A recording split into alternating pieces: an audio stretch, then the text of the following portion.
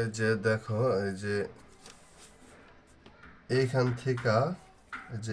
থেকে প্রথমে এইখান থেকে এই পর্যন্ত স্কেলের, এই যে দেখো এখান থেকে এই পর্যন্ত এই যে 5 ইঞ্চি একদম, এই যে এখান থেকে একদম 5 ইঞ্চি পর্যন্ত নিবা। ঠিক আছে, এখান থেকে একদম এখানে 5 ইঞ্চি নিবা। সেম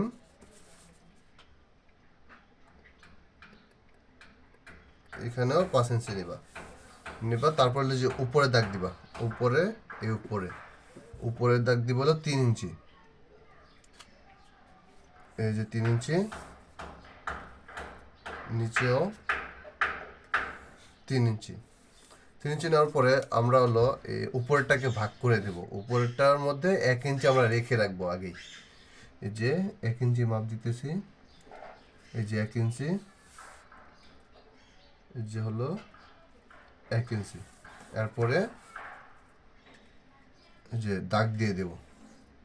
দাগ দেওয়ার পর আমাদের 1 ইঞ্চির মধ্যে মোট 10টা দাগ থাকে।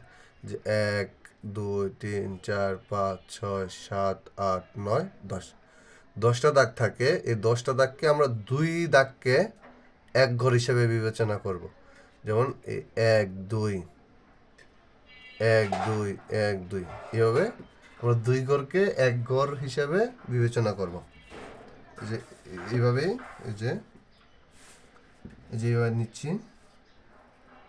এই যে ধরলাম এক জায়গায়, এই যে যেটা, এই যে 1, 2, এই জায়গায় 1, 2, 1, 2 হয়ে গেল। আবার এই জায়গায় ফোঁটা দিব, 1, 2, 1, 2, 1, 2। তারপর শুধু সংযোগ করে দেব সবার সাথে সাথে।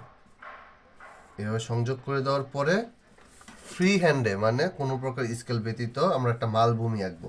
এটা একটা মালভূমি। এই যেভাবে দিয়ে ফ্রি হ্যান্ডে মালভূমি এঁকে দিবা। প্রত্যেকটা ক্ষেত্রেই এই যে মালভূমি বা পাহাড় যাই, মোটামুটি 5টা চিত্র আছে এরকম, সবগুলাই তোমার এই যে মানে ফ্রি হ্যান্ডে পর্বত বা মালভূমি ঢাল এগুলো সবগুলো ফ্রি হ্যান্ডে দিতে হবে। এরপরে আমরা এই যে বিন্দুগুলোতে সেট করছে, এই যে বিন্দুগুলা, এই বিন্দুগুলো থেকে উপরে স্কেল ধরে ধরে বিন্দু দিতে দিতে দিতে দিতে আসবো। তারপরে এখানে আমরা একটা মানে গুল চাক্কির মতো মানে তৈরি করব। সেটা হলো যেমন এটা হলো 300, এটা হলো 300, ভিতরেরটা 300 হয়, এরপরটা 200 হয়, এরপরটা 100 হয়।